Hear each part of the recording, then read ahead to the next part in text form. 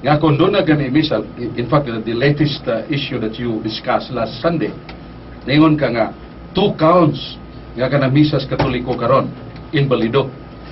Ang una ka ng alang sa daghan, gilisdan, o alang sa tanang mga tao. O nga ka ng mysterium fide, gikuha. Then, i-conclusion ka dayon nga ang misa sa mga katoliko karon, dili balido. Tinuod ni mong gisulti o dili? Objection, Your Honor. I don't remember that I said that. I don't remember. Mayor, para na lang sa siguro we will move on with our topic. Granting without admitting that Attorney Bacalso did say that, what would be your next question? My next question, karon panahon na nga magkahinumdum ka na sa mga gugalingong imong isulti. Dili ba tinuod nga mo'y baruganan nimo nga kon kanang puong alang sa daghan o ilisdan alang sa tanan, invalido ang misa? Objection, Your Honor. That question is misleading. Wa man ko mag-ingon nga makahinumdom ko sa tanan. No, I did not say that. You cannot question me on that score. You know. Ngayon na lang siguro ang pangutana, attorney, no? Na dapat na lang tubagon karon ug unsay barugana nimo matag atong Let him ask the question. But I should not be asked on things I have not said. Sakto ang iyang isulti nga that I have not said. Ang karon nga akong ipangutanan nimo. Uyon ka ba nga ang misa nga alang sa daghan nga may lisdan o alang sa tanang mga tao? Balidog? Ilisdan gali og malahi na ang kahulugan, dili ko mo yun. Salamat kayo. Sa ito pagkaroon mitukan ka na nga invalido na ang misa kung palitan ang alang sa daghan ilisdan o alang sa tanan. Siya pa, akong giingon nga kining usab gali ang kahulugan, imbalido na. Sa ito pa kung dili mo usab ang kahulugan, balido. O dili mausab ang kahulugan, klaro yung mo usab, dili ko makaingon nga imbalido. Ay, salamat. Ang istrikto mao, nga sundon yun ang pulong nga nalitok sa Ginoo. Dili gay nalitok sa Papa. Balikon ko, ang pulong nga nalitok sa Ginoo mo'y sundon.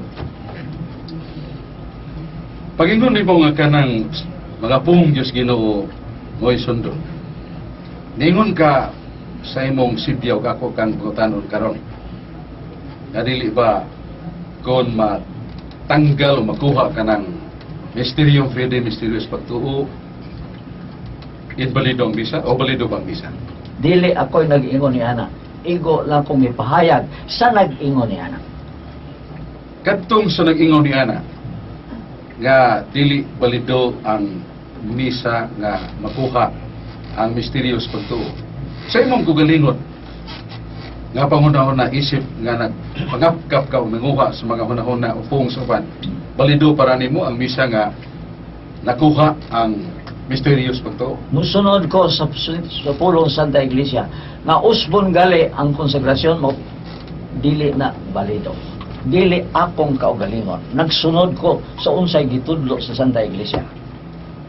Sunod nga pangutana kay di pa dugay lapas pa kayo sa imong ngabil nako nga ningon ka nga dili gani isultis Ginoo, dili na nga isundon. Wa ko maingon. Ang akong giingon nga sundon ang nalitok sa Ginoo. Okay. Nga sundon ang nalitok sa Ginoo. O yun kanina. Sunod nga pangutana. Asa mabasa sa upat ka ebanghelyo o tulog ebanghelyo kay usa ka ebanghelista wa man magisgot niya na. Nga may tungod sa pulong sa konsegrasyon napil ang mysterious pagtuo. Aron masakto o Tubag. maom nga kanang nimo nalitok sa Ginoo. Tubag. Dili question sa mabasa. Ang question unsay gitudlo sa Iglesia Katolika. Kantong gingon nimo ganina nga unsay nalitok sa Ginoo. Mo Sa to pa mo kan ka mo mulikay kaniadto ang isulti na Santa Iglesia mo imong tuwan. Di, balik kong klaro na. Unsay nalitok sa Ginoo, malabot sa konsegrasyon, mao'y sundon. Kay mo may sundon mo na tubag akong pangutana. Nasuwat man na sa tuog ebanghelista, asa mabasa sa tuog ebanghelista nga napil ang mysterious pagtuo nga nalitok sa Ginoo. Tubag, dili question na sulat pa. Question og unsa ang gitudlo opisyalmente sa Iglesia Katolika. Nasa ato pa katong isulti nimo ganina nga unsay nalitok sa Ginoo dili ka mo barog ato. Ang panugan ako, gay ang gitudlo sa Iglesia Katolika unsa ang konsegrasyon nalitok ka na sa Ginoo. Busa kay Sigon sa Iglesia Katolika. Ngayon ka man nga nalitok sa Ginoo, ningon kang Santa Iglesia Katolika. Nisulti ba ang Santa Iglesia Katolika? Alang kanimo nga ang kanang mysterious pagtuo nalitok sa Ginoo wa? Nasulti sa Iglesia Katolika. Asa mabasa? Basa, tamde ha?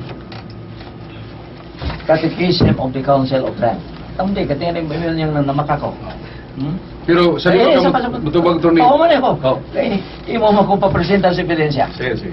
Pagtulunan sa Iglesia Katolika, Catechism of the Council of Trent.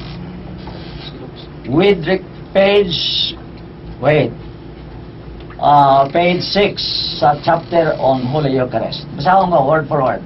Kung sa po sa Iglesia Katolika, with regard to the consecration of the wine, which is the other element of the sacrament, the priest, for the reason we have already assigned, ought of necessity to be well acquainted with and well understand and inform. We are then firmly to believe that it consists in the words, "This is the chalice of my blood of the new and eternal testament, the mystery of faith," mysterious pagtuo, "which shall be shed for you and for many to the remission of sins." Mao nang gitundo sa Iglesia Katolika. Na ang mysterium fide. Sa to pang mystery na kinsay nagsulti Iglesia Katolika. Mao'y akong tuhuan. Ningon ka man, Brad Attorney Bacalso, nga kanang gisulti Santa Iglesia, gisulti o mo na gisulti sa Ginoo. Ginoo di mo gisulti o dili? Kay gisulti man sa Iglesia Katolika, mao may atong tuhuan, siguro mo na gisulti sa Ginoo. Kanang imong siguro klaro na o banabana na nimo. Siguro kay Iglesia Katolika mo may tuhuan. Kung doon ako'y mabasa nga dili nagikas Ginoo, sa mo ikasulti nimo. Kung doon na kayo ba? Objection, Mr. Moderator. That question is hypothetical. Hypothetical questions are not allowed. Kung na kayo mabasa, Mayor, mo ano lang siyang basis sa imong sunod na Yes. Balik. Avoid hypothetical questions. This could not be a hypothetical question. Okay. Okay. The moderator has already ruled. Okay, I will read. Sa final 60, so sa libro nga doon ay imprimatur, the New English Translation of the Roman Missal, Catechetical Primer. Sinuwat sa otoridad nito sa si Ansgar Chupungco, Benedictine of the Abbey of the Lady of Montserrat in Manila. He holds a doctorate degree of theology with specialization in liturgy from the Pontifical Liturgical Institute in Rome. Siya mingon, may tungod sa Mysterium Fidei. Mysterium Fidei was mistakenly inserted during the late Middle Ages in the words of consecration over a chalice. Ibasa na ko sa dictionary ng Middle Ages from 500 to 1500. Nasalot ni sa dakong sayop ang pagpasulod ni ini ang Mysterium Fidei diha sa konsegrasyon. Pangutana.